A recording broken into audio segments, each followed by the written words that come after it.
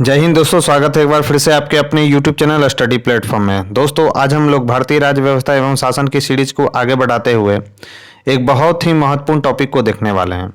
इस वीडियो में मैंने दोस्तों मंत्री परिषद से रिलेटेड अब तक जितने भी सवाल विभिन्न स्टेट पीसीएस तथा आईएएस प्री में पूछे गए हैं उनको मैंने कवर किया है। तो अभी तक जिन लोगों ने हमारे चैनल को सब्सक्राइब नहीं किया तो सब्सक्राइब कर ले, बेल आइकन को प्रेस कर ले ताकि नई वीडियो की नोटिफिकेशन आपको समय समय पर मिलती रहे।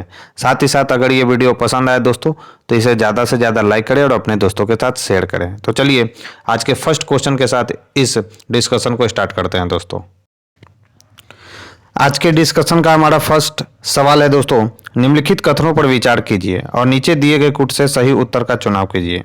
पहला कथन है दोस्तों, संघ की कार्यपालिका शक्ति प्रधानमंत्री में निहित होती है। तो यह बात बिल्कुल गलत है दोस्तों। संघ की जो कार्यपालिका शक्ति होती है वह राष्ट्रपति में निहित होती है, न कि प्रधानमंत्री में दोस्तों। और यह किस आर्टिकल में बताया गया है दोस्तों, तो यह भी ध्यान रखना है, आर्टिकल 53 में यह बात कही गई है।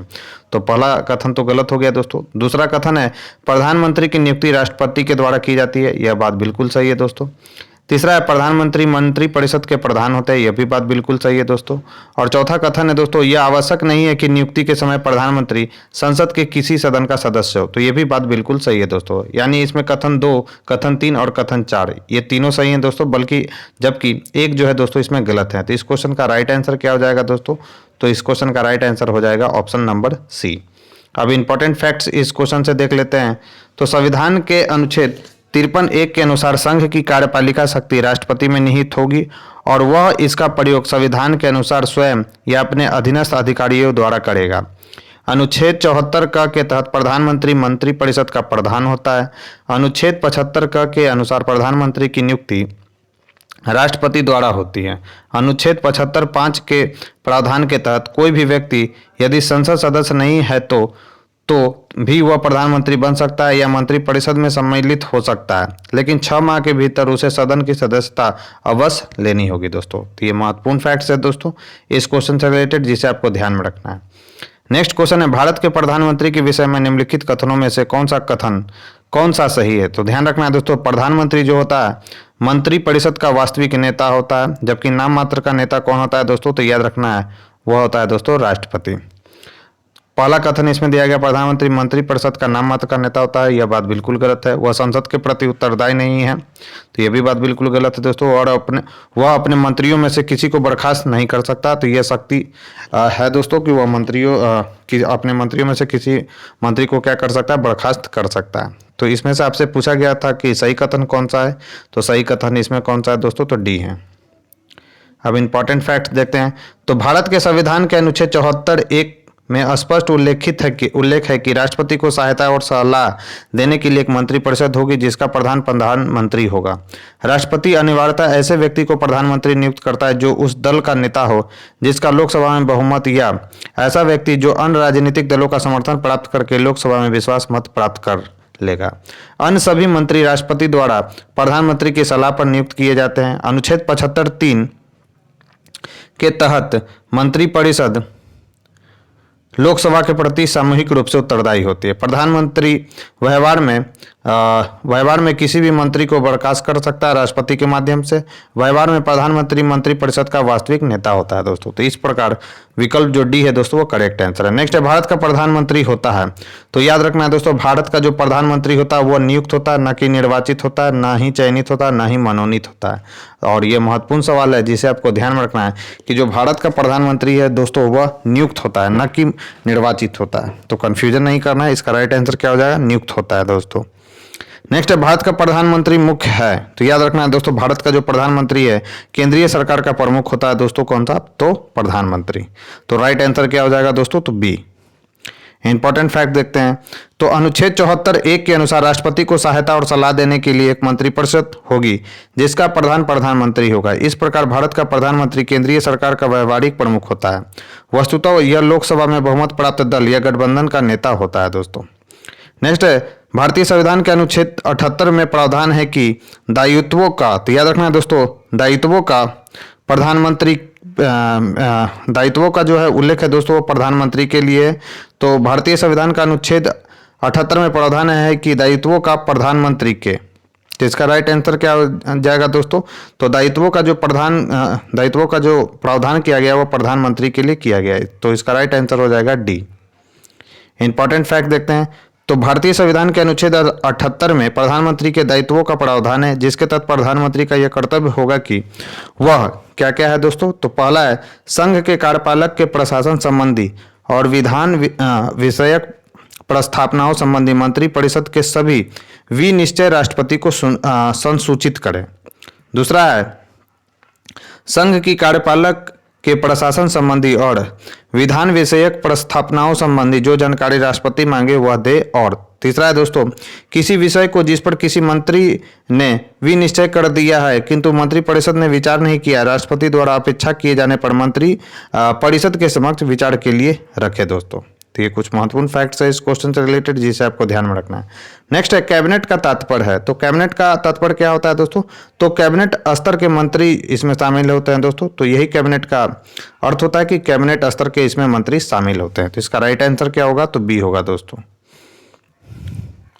तो कैबिनेट या मंत्रिमंडल प्रधानमंत्री सहित कैबिनेट स्तर के मंत्रियों की परिषद होती है, जबकि मंत्री परिषद में प्रधानमंत्री एवं कैबिनेट स्तर के मंत्री सहित राज्य मंत्री एवं उप मंत्री भी शामिल होते हैं। मंत्रिमंडल का उल्लेख मात्र अनुच्छेद 352 में 44वें संविधान संशोधन के द्वारा इसको किया गया था दोस्तों, मंत्रिमंडल शब्द का उल्लेख। तो याद रखना है कि मंत्रिमंडल शब्द का उल्लेख मात्र अनुच्छेद 352 में किया गया दोस्तों। तो ये महत्वपूर्ण फैक्ट्स है जिसे आपको ध्यान में रखना है। नेक्स्ट है कैबिनेट में सम्मिलित होते हैं। तो याद रखना है दोस्तों कैबिनेट में कौन सम्मिलित होते हैं? तो केवल कैबिनेट मंत्री इसमें सम्मिलित होते हैं। नेक्स्ट है संविधान में मंत्रिमंडल शब्द का एक ही बार प्रयोग हुआ है और वह है दोस्तों अनुच्छेद 352। बहुत ही ज़्यादा महत्वपूर्ण सवाल है दोस्तों कि मंत्रिमंडल शब्द का एक ही बार पूरे संविधान में उल्लेख हुआ है और वह अनुच्छेद दोस्तों 352। अब इंपॉर्टेंट फैक्ट्स देखते हैं। तो संविधान में मंत्रिमंडल शब्द का प्रयोग केवल अनुच्छेद 352 के खंड 3 में किया गया। इसके अनुसार राष्ट्रपति आपातकाल की उद्घोषणा तभी कर सकेगा जब संघ का मंत्रिमंडल उसे लिखित रूप से ऐसा संशोधित करे। यह उपबंध कब किया गया दोस्तों? तो 44वें संविधान संशोधन अधिनियम 1978 से यह उपबंधित किया गया दोस्तों। ध्यातव्य है कि अनुच्छेद 352(3) में मंत्रिमंडल शब्द का उल्लेख 2 बार हुआ है दोस्तों। तो महत्वपूर्ण फैक्ट्स है जिसे आपको ध्यान में रखना है। नेक्स्ट है संघ सरकार के संदर्भ में निम्नलिखित कथनों पर विचार कीजिए। पहला है कैबिनेट सचिव की सलाह पर प्रधानमंत्री द्वारा भारत सरकार के मंत्रालयों या विभागों का सृजन किया जाता है। दूसरा है हर एक मंत्रालय को प्रधानमंत्री की सलाह पर भारत के राष्ट्रपति द्वारा किसी मंत्री को प्रदान किया जाता है। तो आपसे सही पूछ रहा है दोस्तों। तो इसमें जो है कैबिनेट सचिव की सलाह पर प्रधानमंत्री द्वारा भारत सरकार के मंत्रालयों का सृजन किया जाता है, यह बात बिल्कुल गलत है।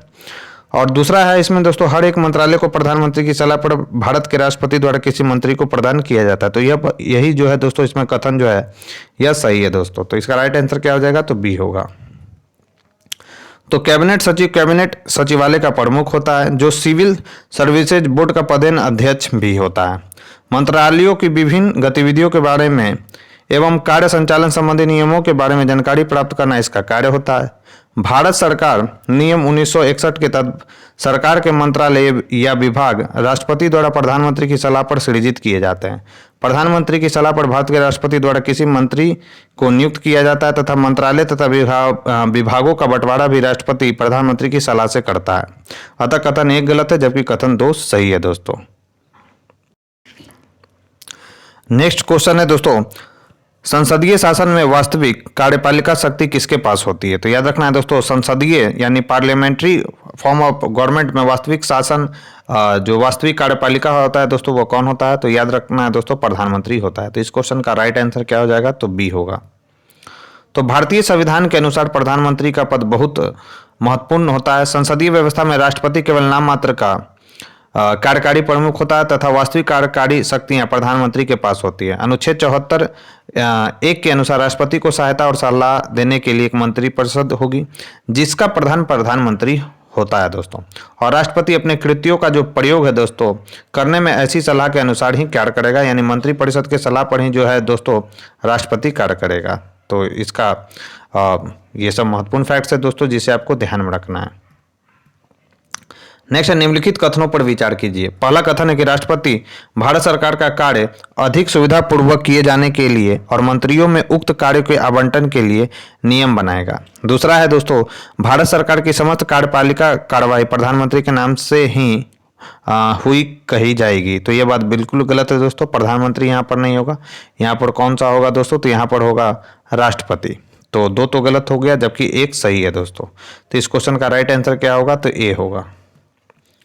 तो भारतीय संविधान के अनुच्छेद 77(1) के अनुसार भारत सरकार की समस्त कार्यपालक कार्रवाई राष्ट्रपति के नाम से ही हुई कही जाएगी तथा अनुच्छेद 77(3) के अनुसार राष्ट्रपति भारत सरकार का कार्य अधिक सुविधापूर्वक किए जाने के लिए और मंत्रियों में उक्त कार्यों के आवंटन के लिए नियम बनाएगा दोस्तों। इस प्रकार उपर्युक्त कथनों में से केवल कथन एक ही सत्य है दोस्तों। नेक्स्ट क्वेश्चन है दोस्तों कि यदि भारत के प्रधानमंत्री संसद के उच्च सदन के सदस्य हैं तो याद रखना है दोस्तों, वे अविश्वास प्रस्ताव की स्थिति में अपने पक्ष में वोट नहीं दे सकते हैं दोस्तों। तो याद रखना है, तो इस क्वेश्चन का राइट आंसर क्या हो जाएगा? तो ए हो जाएगा दोस्तों, कि यानी जब अविश्वास प्रस्ताव लाया जाएगा दोस्तों तो वो अपने पक्ष में वोट जो है दोस्तों संसद में नहीं दे सकते हैं। तो इसका राइट आंसर क्या हो जाएगा दोस्तों? तो ए होगा। तो प्रधानमंत्री या मंत्रिपरिषद का कोई सदस्य जो किसी भी सदन का सदस्य हो वह वहां बोल सकता है, मतदान कर सकता है, किंतु वह जिस सदन का सदस्य नहीं है वहां बोल तो सकता है किंतु मतदान में भाग नहीं ले सकता है। अविश्वास प्रस्ताव मंत्रिपरिषद में लोकसभा के विश्वास के निर्धारण हेतु लोकसभा में ही लाया जाता है। अतः यदि भारत के प्रधानमंत्री संसद के उच्च सदन के सदस्य हैं तो वे अविश्वास प्रस्ताव की स्थिति में अपना वोट नहीं दे सकते हैं दोस्तों। यदि अविश्वास प्रस्ताव लोकसभा में पारित हो जाए तो मंत्रिपरिषद को त्यागपत्र देना पड़ेगा दोस्तों। और ये सब के सब महत्वपूर्ण फैक्ट्स हैं जिसे आपको ध्यान में रखना है। नेक्स्ट है, भारतीय संविधान के निम्नलिखित प्रावधानों में से कौन सा प्रावधान मंत्रिपरिषद की नियुक्ति तथा पद मुक्ति को विवेचित करता है दोस्तों? तो वह है दोस्तों आर्टिकल 75। तो इस क्वेश्चन का राइट आंसर क्या हो जाएगा दोस्तों? तो इस क्वेश्चन का राइट आंसर हो जाएगा डी। तो भारतीय संविधान का अनुच्छेद 75 मंत्रिपरिषद की नियुक्ति तथा पदच्युति को विवेचित करता है। अनुच्छेद 75 क के अनुसार प्रधानमंत्री की नियुक्ति राष्ट्रपति करेगा तथा अन्य मंत्रियों की नियुक्ति राष्ट्रपति प्रधानमंत्री की सलाह पर करेगा। अनुच्छेद 75(2) के अनुसार मंत्री राष्ट्रपति के प्रसाद पर्यंत जो है दोस्तों पद धारण करेंगे दोस्तों। तो ये महत्वपूर्ण आर्टिकल है कि मंत्री बनते हैं दोस्तों वह राष्ट्रपति के प्रसाद पर्यंत पद धारण कर सकेंगे। ऐसा किस आर्टिकल में कहा गया संविधान के? तो अनुच्छेद 75(2) के तहत ऐसा कहा गया दोस्तों। नेक्स्ट है, आमतौर पर भारत के प्रधानमंत्री होते हैं। तो याद रखना है दोस्तों, आमतौर पर जो भारत के प्रधानमंत्री होते हैं वो लोकसभा के सदस्य होते हैं। तो संविधान के अनुसार प्रधानमंत्री दोनों सदनों में से किसी का भी सदस्य हो सकता है। आमतौर पर वह लोकसभा का सदस्य होता है क्योंकि लोकसभा जनता के द्वारा प्रत्यक्ष रूप से निर्वाचित निकाय है और वह लोकतांत्रिक ढंग से निर्वाचित सरकार का प्रतिनिधित्व करता है। फिर भी राज्यसभा से प्रधानमंत्री बनाए जाने पर कोई प्रतिबंध नहीं है, लेकिन ज़्यादा लोकतांत्रिक यही है कि लोकसभा का सदस्य हो। नेक्स्ट है, भारत के प्रधानमंत्री की नियुक्ति के समय। तो याद रखना है दोस्तों, भारत के प्रधानमंत्री की नियुक्ति के समय आपको ध्यान में रखना है कि जरूरी नहीं है कि वह संसद के दोनों सदनों में से एक का आवश्यक रूप से सदस्य हो, परंतु उसे 6 माह के अंदर आवश्यक रूप से दोनों में से एक सदन का सदस्य होना चाहिए दोस्तों। तो इसका राइट आंसर क्या हो जाएगा? तो ए होगा।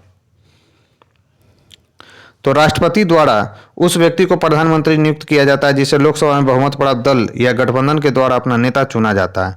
प्रधानमंत्री की नियुक्ति के समय उसका किसी सदन का सदस्य होना आवश्यक नहीं है, किंतु अनुच्छेद 75(5) के प्रावधान के तहत प्रधानमंत्री पद पर नियुक्त किए जाने के 6 माह के भीतर उसे किसी एक सदन यानी लोकसभा राज्यसभा का सदस्य बन जाना आवश्यक होगा, अन्यथा 6 माह बाद वह अपने पद पर नहीं बना रह पाएगा दोस्तों। नेक्स्ट है, भारत का प्रधानमंत्री बनने के लिए न्यूनतम आयु कितनी होनी चाहिए? तो कितनी होनी चाहिए दोस्तों? तो 25 वर्ष होनी चाहिए भारत का प्रधानमंत्री बनने के लिए। तो इसका राइट आंसर क्या हो जाएगा? तो बी। तो संविधान के अनुच्छेद 75(1) के अनुसार राष्ट्रपति प्रधानमंत्री की नियुक्ति करेगा। वह व्यक्ति संसद सदस्य यानी लोकसभा या राज्यसभा होना अनिवार्य है अथवा 6 माह के भीतर उसे संसद का सदस्य होना होगा। लोकसभा के सदस्य के लिए कम से कम 25 वर्ष की आयु तथा राज्यसभा के सदस्य के लिए कम से कम 30 वर्ष की आयु का होना आवश्यक है। अतः प्रधानमंत्री बनने हो तो न्यूनतम आयु पूछा गया दोस्तों, तो वह कितना होगा? तो 25 वर्ष। नेक्स्ट है, प्रधानमंत्री को। तो याद रखना है दोस्तों, प्रधानमंत्री को क्या? तो राष्ट्रपति के द्वारा नियुक्त किया जाता है, ना कि निर्वाचित किया जाता है। तो इसका राइट आंसर क्या हो जाएगा? तो सी, कि प्रधानमंत्री को राष्ट्रपति के द्वारा क्या किया जाता है दोस्तों, नियुक्त किया जाता है। और किस आर्टिकल में, तो आर्टिकल 75(1) में है दोस्तों।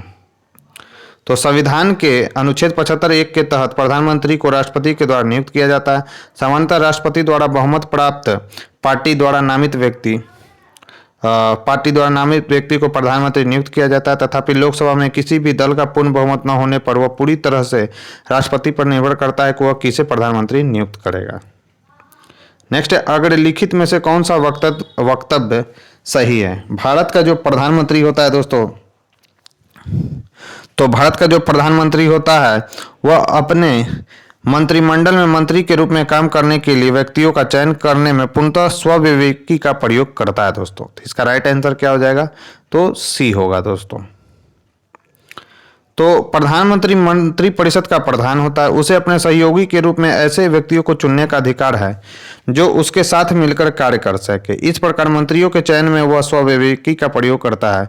वह संसद के बाहर के व्यक्ति को भी मंत्री बना सकता है, परंतु उस व्यक्ति को 6 माह के अंदर संसद सदस्य बनाना अनिवार्य है। ऐसा न होने पर उसे 6 माह के पश्चात मंत्री पद से मुक्त हो जाना पड़ेगा। और ऐसा किस आर्टिकल में कहा गया, तो आर्टिकल 75(5) में कहा गया है दोस्तों।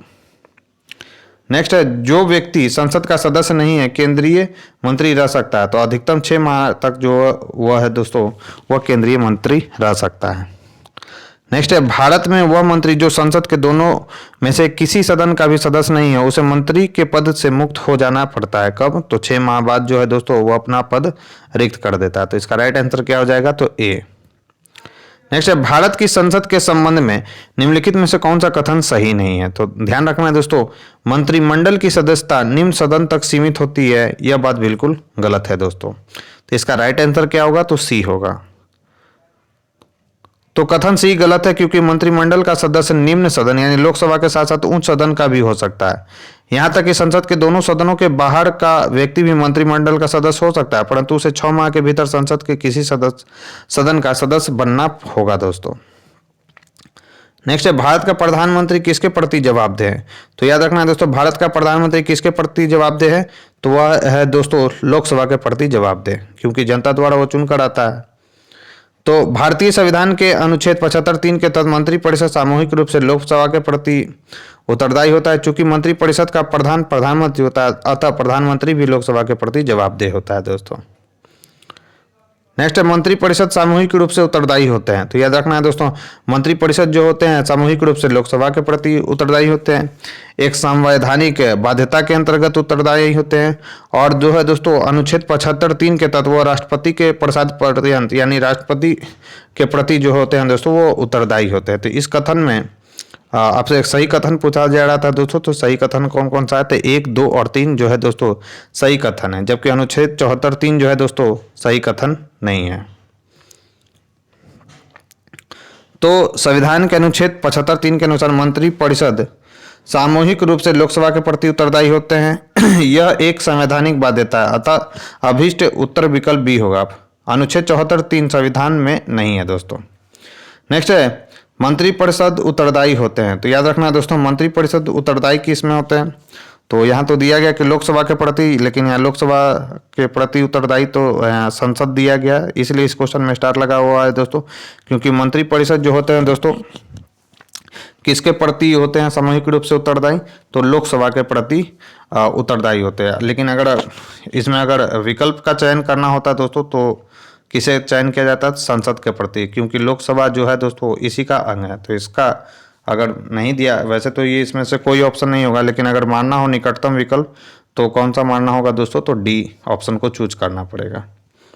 नेक्स्ट है, मंत्रिपरिषद किसके प्रति उत्तरदायी होता है। तो इसमें भी वही है दोस्तों कि मंत्रिपरिषद किसके प्रति, तो लोकसभा के प्रति उत्तरदायी होता है, लेकिन यहाँ पर लोकसभा का अध्यक्ष दिया गया, इसलिए इस क्वेश्चन में स्टार लगा हुआ है।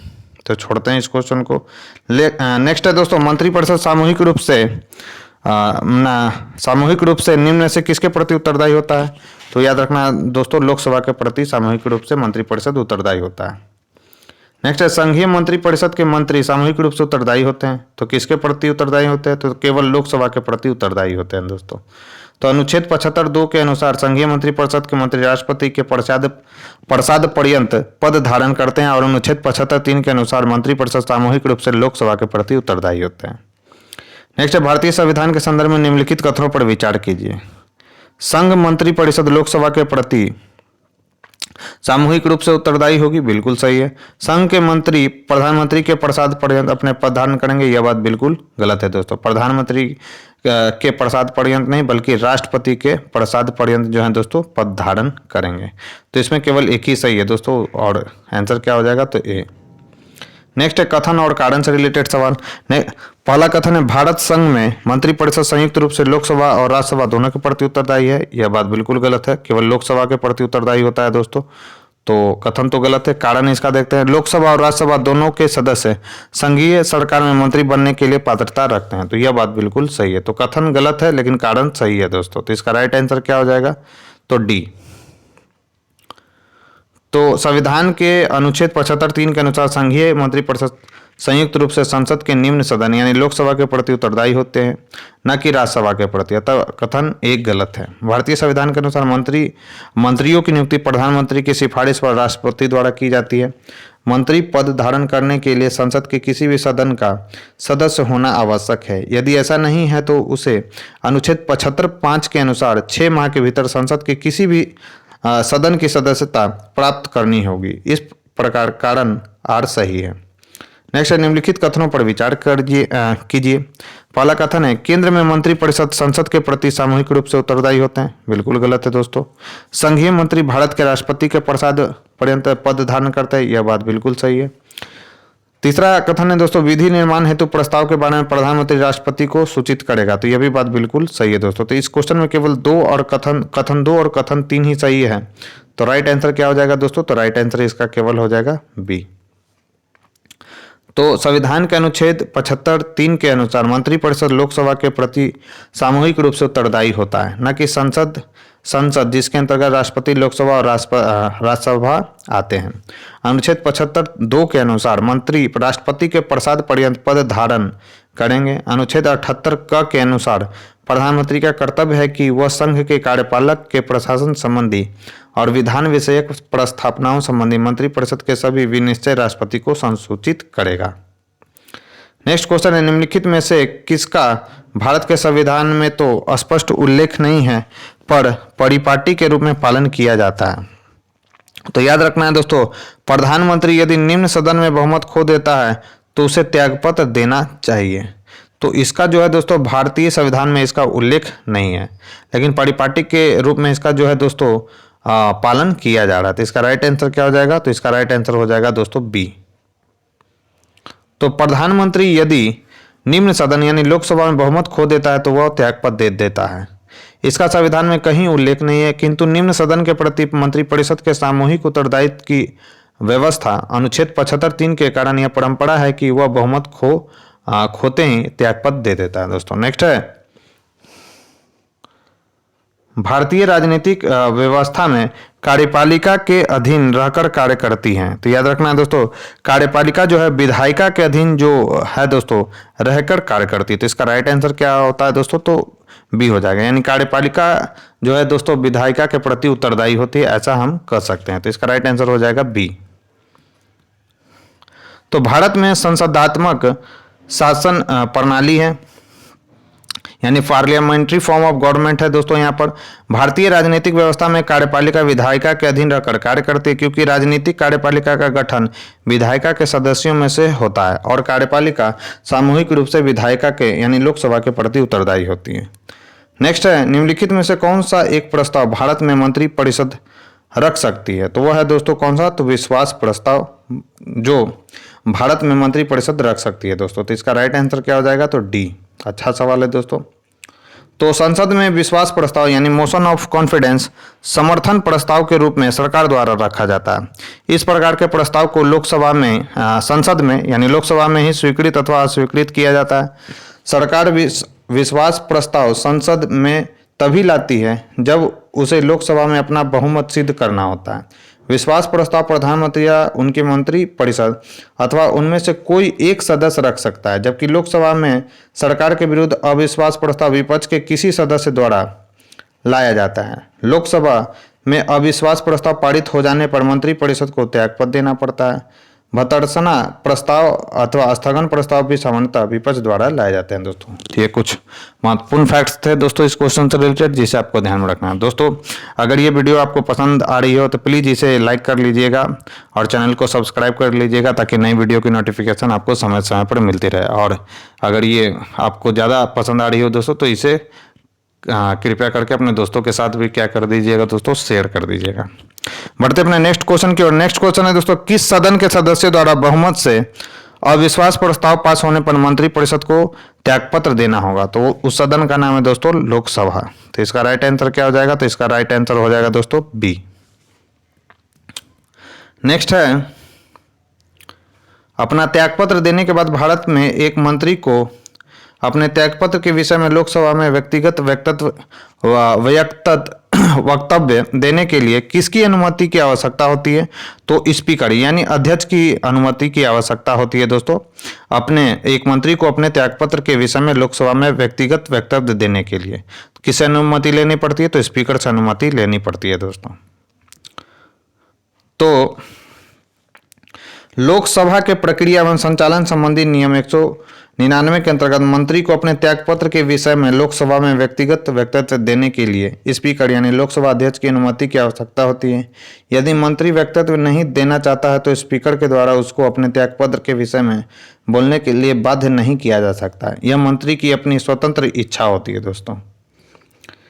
नेक्स्ट है, मंत्रिपरिषद के विरुद्ध अविश्वास प्रस्ताव लाने के लिए लोकसभा के सदस्यों की संख्या होनी चाहिए। बहुत ही ज़्यादा महत्वपूर्ण सवाल है दोस्तों कि मंत्रिपरिषद के विरुद्ध अविश्वास प्रस्ताव लाने के लिए लोकसभा में सदस्यों की संख्या कितनी होनी चाहिए? तो 50 होनी चाहिए दोस्तों। तो याद रखेंगे, काफ़ी ज़्यादा महत्वपूर्ण सवाल हैं। तो लोकसभा के प्रक्रिया एवं संचालन संबंधी नियम 198 के तहत मंत्रिपरिषद के विरुद्ध अविश्वास प्रस्ताव लाने के लिए लोकसभा के कम से कम 50 सदस्यों का समर्थन आवश्यक है। नेक्स्ट क्वेश्चन है दोस्तों, लोकसभा में मंत्रिपरिषद के विरुद्ध अविश्वास का प्रस्ताव लाने हेतु न्यूनतम सदस्य संख्या कितनी है दोस्तों? तो 50 है। नेक्स्ट है, भारत में अविश्वास प्रस्ताव के विषय में निम्नलिखित कथनों पर विचार कीजिए। पहला कथन है, भारत के संविधान में किसी अविश्वास प्रस्ताव का उल्लेख नहीं है दोस्तों। तो यह बात बिल्कुल सही है। सॉरी, यह गलत है दोस्तों। यह बात बिल्कुल सही है दोस्तों कि भारत के संविधान में किसी अविश्वास प्रस्ताव का उल्लेख नहीं है। तो यह बात बिल्कुल सही है, अविश्वास प्रस्ताव का भारतीय संविधान में कहीं पर भी उल्लेख नहीं है। और दूसरा कथन है दोस्तों, अविश्वास प्रस्ताव केवल लोकसभा में ही पुनर्स्थापित किया जा सकता है। यह भी बात बिल्कुल सही है दोस्तों। तो इस क्वेश्चन का जो राइट आंसर हो जाएगा वो क्या हो जाएगा दोस्तों? तो सी होगा। तो भारतीय संविधान के अनुच्छेद 75(3) के अनुसार मंत्रिपरिषद लोकसभा के प्रति सामूहिक रूप से उत्तरदायी होगी। अतः अविश्वास प्रस्ताव यानी मोशन ऑफ नो कॉन्फिडेंस केवल लोकसभा में ही पूर्ण स्थापित किया जा सकता है। इसके साथ ही भारत के संविधान में किसी अविश्वास प्रस्ताव का कोई उल्लेख नहीं है। अनुच्छेद 118(1) के अनुसार संसद का प्रत्येक सदन अपनी प्रक्रिया और अपने कार्य संचालन के विनियमन के लिए नियम बना सकेगा। अतः लोकसभा ने अपने नियम 198 में मंत्रिपरिषद के विरुद्ध अविश्वास प्रस्ताव की प्रक्रिया के लिए नियम बनाया है। इस प्रकार अविश्वास प्रस्ताव का उल्लेख संविधान में न होकर लोकसभा के नियम 198 में। नेक्स्ट क्वेश्चन है दोस्तों, केंद्रीय मंत्रिपरिषद के त्यागपत्र देने के उपरांत निम्नलिखित में से कौन सी एक सही स्थिति नहीं है? तो याद रखना दोस्तों, राष्ट्रपति शासन लागू हो जाएगा। यह बात बिल्कुल गलत है दोस्तों। राष्ट्रपति शासन कब लागू होता है दोस्तों? जब राष्ट्र में संवैधानिक तंत्र विफल हो जाता है तो आर्टिकल 356 लगाया जाता है दोस्तों। तो ये आर्टिकल भी आपको ध्यान में रखना है।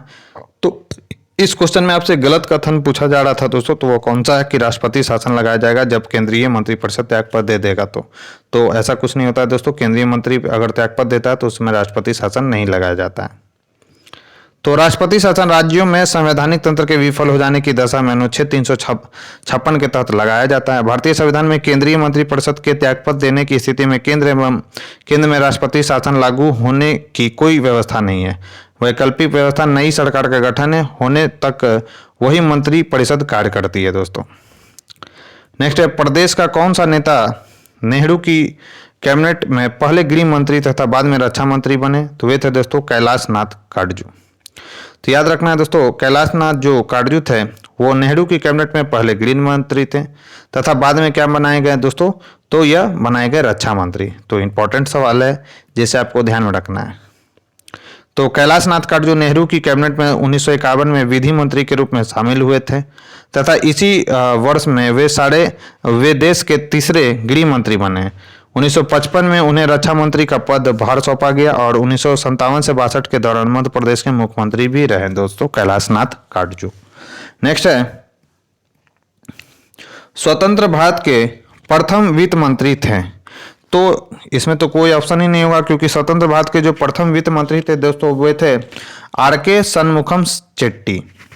तो इसलिए इस क्वेश्चन में स्टार लगा हुआ है दोस्तों, जो कि 15 अगस्त 1947 से 17 अगस्त 1948 तक इस पद पर रहे। उन्होंने स्वतंत्र भारत का पहला केंद्रीय बजट 26 नवंबर 1947 को प्रस्तुत किया। 1948 में जॉन मैथाई वित्त मंत्री जो है दोस्तों नियुक्त किए गए थे, इसलिए इस क्वेश्चन में जो है दोस्तों स्टार लगा हुआ है। नेक्स्ट है, भारत में स्वतंत्रता के पश्चात प्रथम मंत्रिमंडल का कानून मंत्री कौन था? तो कौन थे दोस्तों? तो B.R. अम्बेडकर जो थे दोस्तों मंत्रिमंडल में कानून मंत्री के पद पर आसीन थे। कौन? तो B.R. अम्बेडकर यानी बाबा भीमराव अम्बेडकर। तो स्वतंत्रता के पश्चात डॉक्टर B.R. अम्बेडकर विधि मंत्री थे, जबकि अंतरिम सरकार 1946 में जो अंतरिम सरकार गठित हुआ था दोस्तों 1946 में, उसमें जो कानून मंत्री थे वो थे जोगेंद्र नाथ मंडल। तो ये भी दोनों के दोनों इंपॉर्टेंट फैक्ट्स हैं जिसे आपको ध्यान में रखना है। नेक्स्ट है, निम्नलिखित में से किसका या किन लोगों का स्वतंत्र भारत के प्रथम मंत्रिमंडल का जो कि 1947 में गठित किया गया था दोस्तों का पोर्टफोलियो उनके अंतरिम सरकार के पोर्टफोलियो से भिन्न था? तो जगजीवन राम तो श्रम मंत्री थे दोस्तों, तो वे मतलब अंतरिम सरकार जो गठित हुआ था और बाद में जो मंत्रिमंडल बनाया गया था उन दोनों में उनको सेम ही पोस्ट मिला था। तो भिन्न किसका था? तो भिन्न इसमें था दोस्तों C.H. भाभा का, बाकी सबका सेम था, इनका भी सेम था। सरदार बलदेव सिंह जो थे दोस्तों वो रक्षा मंत्री थे, ठीक है। डॉक्टर राजेंद्र प्रसाद को राष्ट्रपति बनाया गया था, यह भी बात सही है। संचालन तो इसमें भिन्न आपसे पूछा गया था, भिन्न कौन सा थे दोस्तों? तो C.H. भाभा थे। अब देखते हैं इंपॉर्टेंट फैक्ट्स। तो प्रसंगत व्यक्तियों का स्वतंत्र भारत के प्रथम मंत्रिमंडल में पोर्टफोलियो इस प्रकार है। जगजीवन राम जो थे श्रम मंत्री थे, डॉक्टर राजेंद्र प्रसाद दोस्तों राष्ट्रपति मैंने बोला, खाद्य एवं कृषि मंत्री थे दोस्तों जो 1947 में मंत्रिमंडल गठित हुआ था। C.H. जो भाभा थे दोस्तों वाणिज्य मंत्री थे। सरदार बलदेव सिंह जो थे दोस्तों रक्षा मंत्री थे। इन व्यक्तियों का पुनर्गठित अंतरिम सरकार जो कि 1946 में गठित हुआ था दोस्तों, उसमें जगजीवन राम श्रम मंत्री थे, राजेंद्र प्रसाद जो थे खाद्य एवं कृषि मंत्री थे, C.H. भाभा जो थे दोस्तों खान और विद्युत कार्य मंत्री थे उस समय, जबकि जो लास्ट मंत्रिमंडल गठित हुआ था 1947 में उसमें वाणिज्य मंत्री इनको बनाया गया था। तो भिन्न पूछा गया था इसलिए C.H. भाभा होगा दोस्तों। सरदार बलदेव सिंह रक्षा मंत्री थे। इस प्रकार विकल्प कौन सा सही है दोस्तों? तो डी। नेक्स्ट है, भारत के 12वें प्रधानमंत्री थे, तो कौन थे दोस्तों? तो H.D. देवगौड़ा जो थे दोस्तों वह भारत के 12वें प्रधानमंत्री थे। तो भारत के व्यक्ति अनुसार 12वें प्रधानमंत्री कार्यवाहक प्रधानमंत्री गुलजारी लाल नंदा को शामिल करके H.D. देवगौड़ा थे, जो 1 जून 1996 से 21 अप्रैल 1997 तक इस पद पर रहे। इस संदर्भ में वर्तमान प्रधानमंत्री नरेंद्र मोदी देश के 15वें प्रधानमंत्री हैं दोस्तों।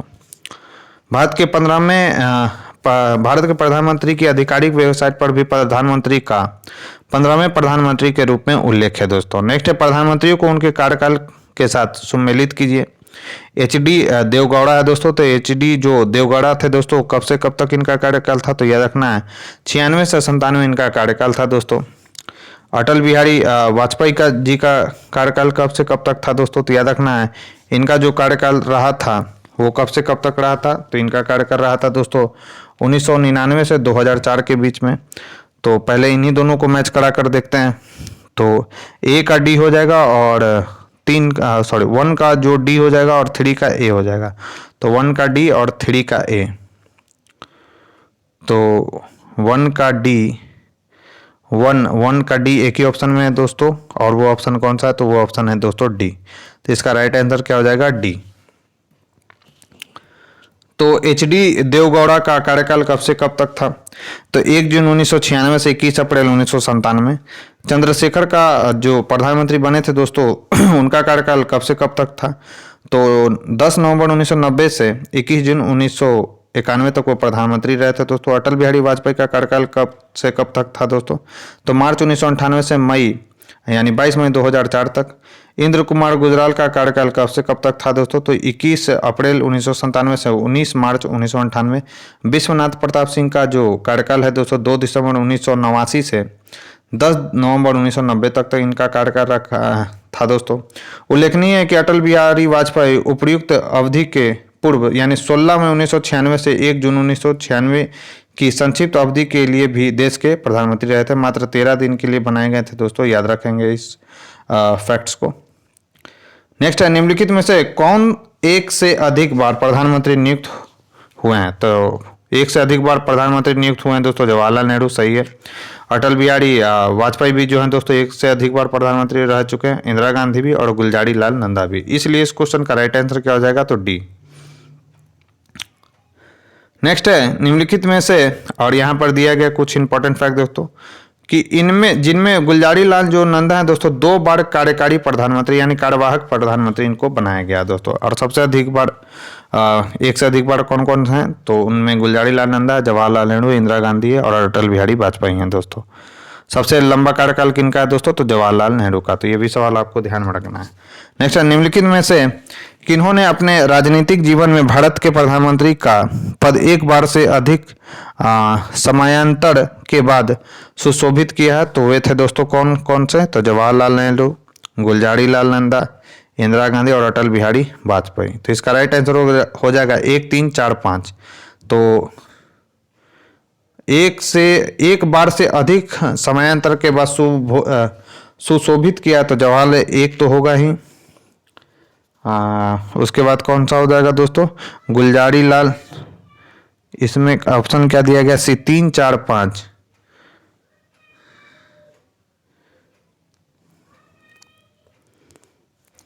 एक मिनट। निम्नलिखित में से किन्होंने अपने राजनीतिक जीवन में भारत के प्रधानमंत्री का पद एक बार से अधिक समयांतर के बाद सुशोभित किया है, तो गुलजारी लाल नंदा, इंदिरा गांधी, जवाहरलाल नेहरू ने भी किया है। यानी 1, 3, 4, 5 होना चाहिए, जो कि ऑप्शन में नहीं है दोस्तों। इसलिए इस क्वेश्चन में केवल 3, 4, 5 ही दिया गया, तो इसी को आप टिक आउट करेंगे। अच्छा, इसमें दिया भी गया फैक्ट्स, जवाहरलाल नेहरू के प्रधानमंत्रित्व काल में समय अंतराल नहीं था। अच्छा, समय अंतराल वहां पर पूछा गया था दोस्तों, इसलिए जवाहरलाल नेहरू को इसमें काउंट नहीं किया गया, सॉरी। तो गुलजारी लाल नंदा पहली बार कब बने थे, तो 27 मई 1964 से 9 जून 1964 तथा दूसरी बार बने थे 21 जनवरी से 1966 से 24 जनवरी 1966 तक। 2 समयांतराल में भारत के कार्यवाहक प्रधानमंत्री हुए। इंदिरा गांधी 1966 से 1980 के बीच रही हैं दोस्तों प्रधानमंत्री, और अटल बिहारी वाजपेयी पहली बार 1996 में एवं दूसरी बार 1998 में 2 समयांतराल में भारत के प्रधानमंत्री हुए हैं दोस्तों। तो समय अंतराल पूछा जा रहा था दोस्तों, इसलिए मैंने ध्यान नहीं दिया था समय अंतराल पर, इसलिए जवाहरलाल नेहरू उसमें से ऑप्शन जो दिया गया था कथन दोस्तों वो एलिमिनेट हो गया। नेक्स्ट है, भारत के किस प्रधानमंत्री की मृत्यु देश के बाहर हुई थी, तो वे थे दोस्तों लाल बहादुर शास्त्री। तो इसका राइट आंसर क्या हो जाएगा, तो सी। तो भारत के द्वितीय प्रधानमंत्री लाल बहादुर शास्त्री की मृत्यु देश के बाहर यानी ताशकंद, वर्तमान में उज्बेकिस्तान की राजधानी है दोस्तों ताशकंद में 11 जनवरी 1966 को हुई थी दोस्तों। नेक्स्ट, निम्नलिखित में से कौन भारत के प्रधानमंत्री बनने से पूर्व किसी भी राज्य के मुख्यमंत्री नहीं रहे थे, इंपॉर्टेंट है। तो चंद्रशेखर जो है दोस्तों भारत के प्रधानमंत्री बनने से पूर्व किसी भी राज्य के मुख्यमंत्री नहीं रहे थे दोस्तों, जबकि एच.डी. देवगौड़ा भी मुख्यमंत्री रह चुके हैं कर्नाटक के, पी.वी. नरसिम्हा राव रह चुके हैं दोस्तों आंध्र प्रदेश के, और मोरारजी देसाई जो हैं दोस्तों उत्तर प्रदेश के मुख्यमंत्री रह चुके थे, जबकि चंद्रशेखर जो थे दोस्तों किसी भी राज्य के मुख्यमंत्री नहीं थे दोस्तों। नेक्स्ट, निम्नलिखित में से कौन भारत के प्रधानमंत्री बनने से पूर्व किसी राज्य के मुख्यमंत्री नहीं रहे हैं, तो वे कौन है दोस्तों, तो चंद्रशेखर है। नेक्स्ट है, निम्नलिखित में से कौन अपने प्रधानमंत्रित्व काल में लोकसभा के सदस्य थे, तो याद रखना है दोस्तों चंद्रशेखर जो थे दोस्तों वो अपने प्रधानमंत्रित्व काल में लोकसभा के सदस्य थे। तो इस क्वेश्चन का राइट आंसर क्या हो जाएगा, तो सी होगा। तो देवगौड़ा, आई.के. गुजराल एवं डॉक्टर मनमोहन सिंह अपने प्रधानमंत्रित्व काल में लोकसभा सदस्य नहीं थे बल्कि राज्यसभा के सदस्य थे। इंपॉर्टेंट है दोस्तों, जिसे आपको ध्यान में रखना है कि एच.डी. देवगौड़ा, आई.के. गुजराल और मनमोहन सिंह जो थे दोस्तों प्रधानमंत्रित्व काल में लोकसभा के सदस्य नहीं थे बल्कि राज्यसभा के सदस्य थे। साथ ही साथ इंदिरा गांधी जो थी दोस्तों वो भी राज्यसभा की सदस्य थे। ये भी फैक्ट्स आपको ध्यान में रखना है।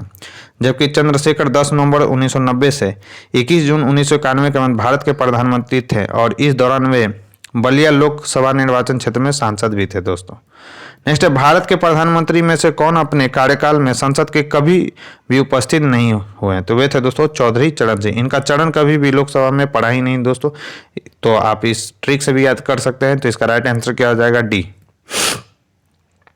तो चौधरी चरण सिंह 28 जुलाई 1979 से 14 फरवरी 1980 तक भारत के प्रधानमंत्री रहे थे।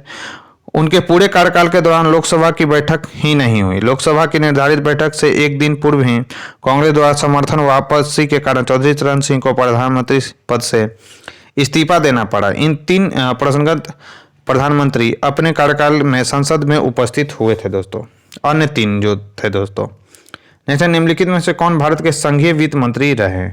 तो भारत के संघीय वित्त मंत्री कौन कौन से रहे हैं? तो याद रखना है दोस्तों, वीपी सिंह भी रहे, आर वेंकट रमन भी रहे, वाईबी चौहान भी रहे और प्रणब मुखर्जी तो रहे ही हैं दोस्तों। तो इसका राइट आंसर क्या हो जाएगा? तो डी होगा। नेक्स्ट है, उदारीकरण, निजीकरण और भूमंडलीकरण यानी एलपीजी, ग्लोबलाइजेशन, प्राइवेटाइजेशन और लिबरलाइजेशन, प्राइवेटाइजेशन और ग्लोबलाइजेशन की नई आर्थिक नीति घोषित की गई। प्रधानमंत्री उस समय कौन थे दोस्तों? जिस समय नई आर्थिक नीति घोषित की जा रही थी तो उस समय भारत के प्रधानमंत्री थे दोस्तों पीवी नरसिम्हा राव। तो इंपॉर्टेंट सवाल है जिसे आपको ध्यान में रखना है। तो 24 जुलाई 1991 को तत्कालीन प्रधानमंत्री नरसिम्हा राव ने नई औद्योगिक नीति की घोषणा की। इनके द्वारा किए गए आर्थिक सुधारों में उदारीकरण यानी लिबरलाइजेशन, निजीकरण यानी प्राइवेटाइजेशन और भूमंडलीकरण यानी ग्लोबलाइजेशन तथा बाजारीकरण की नीति अपनाई गई दोस्तों। नेक्स्ट है, मनमोहन सिंह के संबंध में निम्न में से कौन सा कथन सही नहीं है? तो याद रखना है दोस्तों, वित्त मंत्री के पूर्व अध्यक्ष रहे हैं दोस्तों, या वित्त आयोग के पूर्व अध्यक्ष रहे हैं, यह बात बिल्कुल गलत है दोस्तों। उस समय जो थे दोस्तों पीवी नरसिम्हा राव के कार्यकाल में वे किस पद पे थे? तो वित्त मंत्री के पद पर आसीन थे दोस्तों। कौन से? तो डॉक्टर मनमोहन सिंह। इसलिए भारत के पूर्व वित्त मंत्री भी इन्हें कहा जाता है। तो प्रधानमंत्री डॉक्टर मनमोहन सिंह भारत के वित्त मंत्री, योजनाएं के उपाध्यक्ष, रिजर्व बैंक के पूर्व गवर्नर भी रह चुके हैं दोस्तों, तो याद रखना है। तथा अंतर्राष्ट्रीय मुद्रा कोष में भारत के पूर्व प्रतिनिधि भी रह चुके हैं, परंतु वे वित्त आयोग के अध्यक्ष कभी भी नहीं रहे हैं।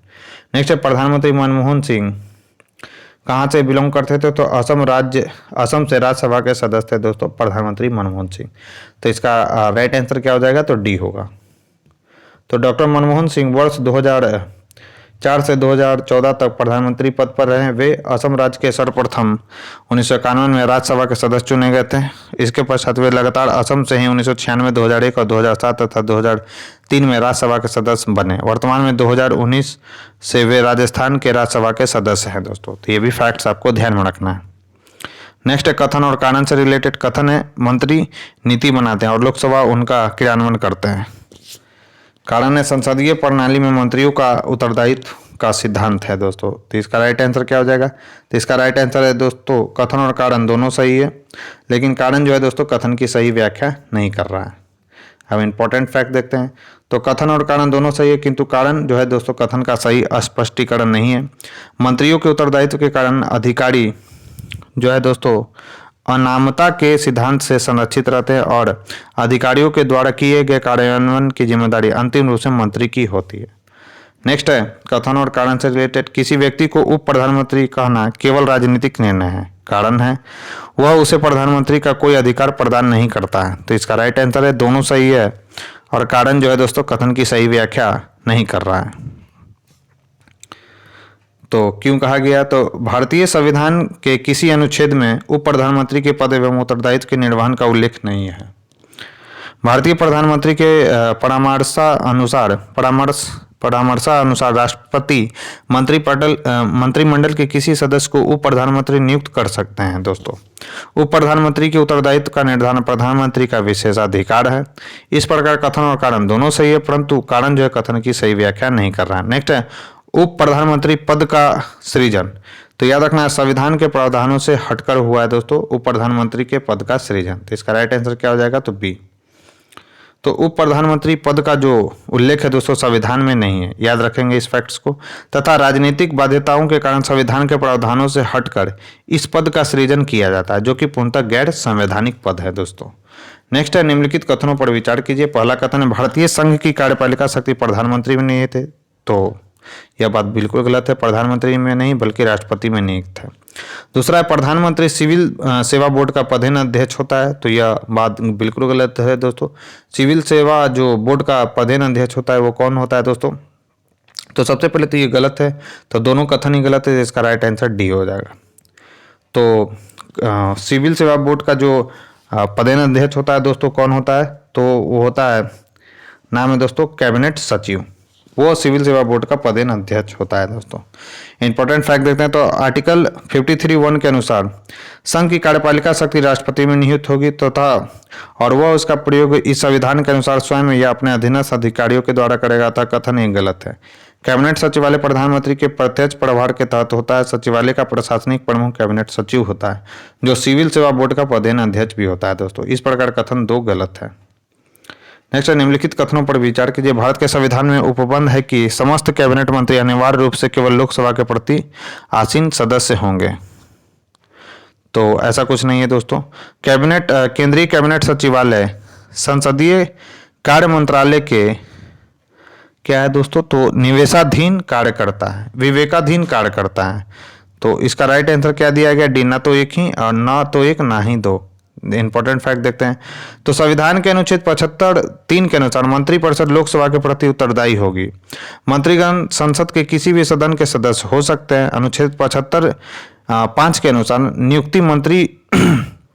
नियुक्त मंत्री को किसी भी सदन का सदस्य न होने पर 6 माह के अंदर किसी भी सदन का सदस्य होना अनिवार्य है, अन्यथा समयावधि बीत जाने पर वह मंत्री नहीं रह सकता। केंद्रीय कैबिनेट सचिवालय सीधे प्रधानमंत्री के अधीन होता है। इसका प्रशासनिक प्रमुख कौन होता है दोस्तों? तो कैबिनेट सचिव होता है, जो सिविल सर्विसेज बोर्ड का पदेन अध्यक्ष भी होता है दोस्तों। अतः प्रश्नगत दोनों कथन गलत है, इसलिए विकल्प डी सही उत्तर है। नेक्स्ट है, कथन है दोस्तों, कैबिनेट समिति से संबंधित निम्नलिखित कथनों को पढ़िए तथा सही विकल्प का चयन कीजिए। पहला है, संविधान में कैबिनेट समितियों का उल्लेख नहीं है, कथन है। दूसरा कथन है दोस्तों, कैबिनेट समितियां प्रधानमंत्री द्वारा समय की जरूरत एवं परिस्थिति की आवश्यकताओं को ध्यान में रखते हुए गठित की जाती है। तीसरा है दोस्तों, यदि प्रधानमंत्री समिति के सदस्य हों तो वह आवश्यक नहीं है कि वे समिति के अध्यक्ष हों। चौथा कथन है, संसदीय मामलों की समिति के अध्यक्ष प्रधानमंत्री होते हैं। तो इसका राइट आंसर क्या है दोस्तों? 1 और 2 सही है, लेकिन कथन 3 और 4 गलत है। यानी ये दोनों सही है दोस्तों और ये दोनों क्या है? गलत है। इंपॉर्टेंट फैक्ट देखते हैं तो संविधान में कैबिनेट समिति का उल्लेख नहीं है। ये संविधान इतर निकाय है, यानी संविधान से बाहर की निकाय है दोस्तों। कार्य संचालन नियमों के तहत इसका गठन प्रधानमंत्री द्वारा समय की जरूरतों और परिस्थितियों की आवश्यकताओं को ध्यान में रखते हुए किया जाता है। इस प्रकार कथन 1 और 2 सही है। कैबिनेट समिति का सदस्य प्रधानमंत्री के होने पर उसकी अध्यक्षता प्रधानमंत्री द्वारा की जाती है। कोई अन्य मंत्री कैबिनेट समिति का अध्यक्ष तभी होता है यदि प्रधानमंत्री उस समिति में शामिल न हो। संसदीय मामलों की कैबिनेट समिति के प्रधानमंत्री सदस्य नहीं होते हैं और इसकी अध्यक्षता वर्तमान में यानी जून 2019 में हुए पुनर्गठन के तहत रक्षा मंत्री द्वारा की जाती है। इस प्रकार कथन 3 और 4 दोनों गलत है दोस्तों। नेक्स्ट क्वेश्चन है, केंद्र सरकार में उच्चतम नागरिक सेवा अधिकारी कौन है? तो वह है दोस्तों मंत्रिमंडल सचिव। मंत्रिमंडल यानी जो कैबिनेट सचिव होता है दोस्तों, वह केंद्र सरकार में उच्चतम नागरिक सेवा अधिकारी होता है। तो इसका राइट आंसर क्या हो जाएगा दोस्तों? तो बी होगा। नेक्स्ट है, निम्नलिखित संविधान संशोधनों में कौन सा एक बताता है कि मंत्रिमंडल में कुल मंत्रियों की संख्या प्रधानमंत्री को सम्मिलित करते हुए लोकसभा के सदस्यों की कुल संख्या के 15% से अधिक नहीं होगी? तो वह है दोस्तों कौन सा? तो 51वां संविधान संशोधन, जिसमें यह बताया गया है दोस्तों क्या कि प्रधानमंत्री को सम्मिलित करते हुए जो मंत्रिमंडल गठित किया जाएगा दोस्तों, वह लोकसभा के कुल सदस्य संख्या का 15% से अधिक नहीं होगा दोस्तों।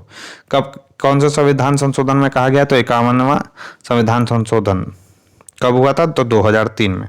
तो 91वें संविधान संशोधन 2003 द्वारा संविधान के अनुच्छेद 75 के खंड 1 का जोड़कर यह प्रावधान किया गया कि मंत्रिपरिषद में प्रधानमंत्री सहित मंत्रियों की कुल संख्या लोकसभा के कुल सदस्यों की संख्या से 15% से अधिक नहीं होनी चाहिए, अतः विकल्प बी गलत है, सही है। नेक्स्ट है, निम्नलिखित में से किस संवैधानिक संशोधन अधिनियम द्वारा मंत्रिपरिषद की संख्या लोकसभा के कुल सदस्यों के 15% की सीमा तक निर्धारित की गई? तो वो था दोस्तों 51वां संविधान यानी 91 कॉन्स्टिट्यूशन अमेंडमेंट 2003। तो इसका राइट आंसर क्या आ जाएगा? तो सी। नेक्स्ट है, केंद्रीय सरकार के संदर्भ में निम्नलिखित कथनों पर विचार कीजिए। 15 अगस्त 1947 को केंद्र में मंत्रालयों की संख्या 18 थी, तो यह बात बिल्कुल सही है। वर्तमान में केंद्रों में मंत्रालयों की संख्या 36 है, यह बात बिल्कुल गलत है। कितना है दोस्तों वर्तमान में? तो 51 है। नेक्स्ट क्वेश्चन है दोस्तों, निम्नलिखित में से कौन आधिकारिक दस्तावेज भारत में से संबंधित है? तो कौन सा है दोस्तों? तो श्वेत पत्र जो है दोस्तों आधिकारिक दस्तावेज है जो कि भारत से संबंधित है। तो इसका राइट आंसर क्या हो जाएगा? तो बी।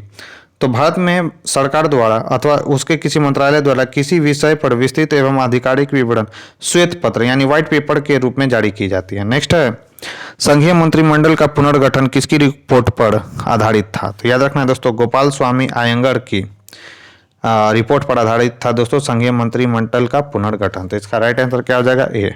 तो ये बहुत ही महत्वपूर्ण सवाल है जिसे आपको ध्यान में रखना है। तो एन गोपाला स्वामी अयंगर ने वर्ष 1949 में प्रस्तुत अपनी रिपोर्ट कौन सी थी दोस्तों? तो रीऑर्गेनाइजेशन ऑफ गवर्नमेंट मशीनरी में अनुशंसा की थी कि bureau of natural resources and agriculture, bureau of industry and commerce, bureau of transport and communication तथा bureau of labour and social services के रूप में आर्थिक और सामाजिक सेवाओं के लिए उत्तरदायी मंत्रालयों के नए समूह की स्थापना की जानी चाहिए। नेक्स्ट है, निम्नलिखित में से कौन सा मंत्रिमंडल सचिवालय का कार्य नहीं है? तो याद रखेंगे दोस्तों कौन सा कार्य नहीं है पूछा, कौन सा कार्य है? तो मंत्रिमंडल बैठक के लिए कार्य सूची तैयार करता है, यह मंत्रिमंडल सचिवालय का कार्य है। और दूसरा है मंत्रिमंडल समितियों के लिए सचिवालय सहायता है, तो यह भी बात सही है। लेकिन मंत्रालयों को वित्तीय संसाधन का आवंटन मंत्रिमंडल सचिवालय नहीं करता है। तो इसका राइट आंसर क्या हो जाएगा दोस्तों? तो सी।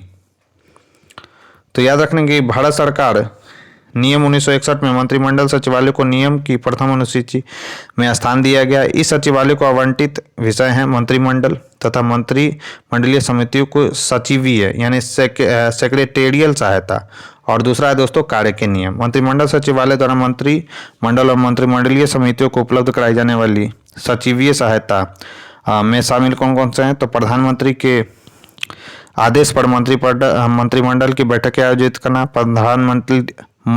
मंत्रिमंडलीय बैठकों के लिए कार्यसूची यानी एजेंडा तैयार करना और वितरित करना, कार्यसूची से संबंधित दस्तावेजों का वितरण करना, किए गए विचार विमर्श का रिकॉर्ड तैयार करना। पांचवा है दोस्तों प्रधानमंत्री की अनुमति प्राप्त करने के बाद रिकॉर्ड का विवरण, मंत्रिमंडल द्वारा लिए गए निर्णयों के क्रियान्वयन की निगरानी दोस्तों। नेक्स्ट है, council of scientific and industrial research का अध्यक्ष कौन था? तो कौन थे दोस्तों?